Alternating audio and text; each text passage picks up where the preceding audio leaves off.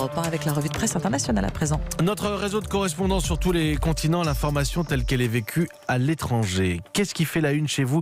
On va retrouver Johanna Chabas en Grande-Bretagne. Bonjour Johanna. Bonjour Mathieu. Qui est-ce qui fait la une à Londres ?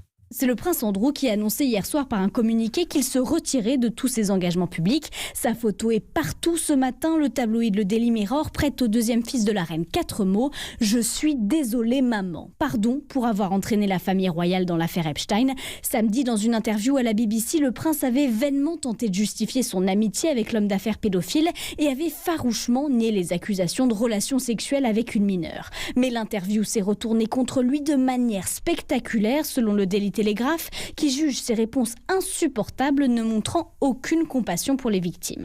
La pression était trop forte pour le duc de York qui se retire. Le quotidien The Times donne les coulisses de ce choix. Ce serait en fait la reine qui aurait renvoyé son fils. Il se dit maintenant prêt à aider les enquêteurs. Selon le Daily Telegraph, il pourrait donner des preuves contre le pédophile dans les jours à venir. Merci Johanna Chabas à Londres pour Europe 1. Hélène Cole est à Berlin. Bonjour Hélène. Bonjour Mathieu. Qu'est-ce qui fait la une chez vous ? Un fait divers, l'assassinat d'un médecin poignardé à mort dans un hôpital de Berlin. Énorme émotion quand on a appris hier l'identité exacte de cette victime.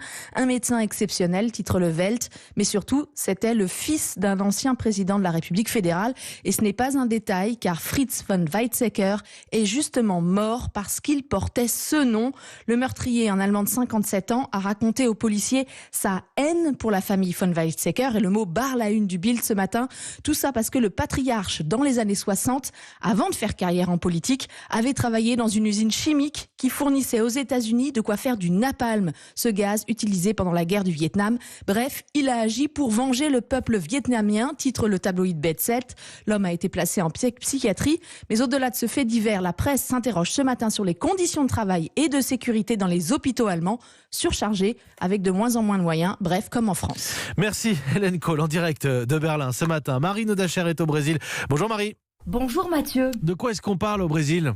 Toute la journée hier, les journaux brésiliens ont proposé des éditions spéciales pour le jour de la conscience noire. Comme tous les 20 novembre, c'est un jour férié au Brésil, date de la mort de Zumbi, un esclave insurgé dans le nord-est du pays à la fin du XVIIe siècle.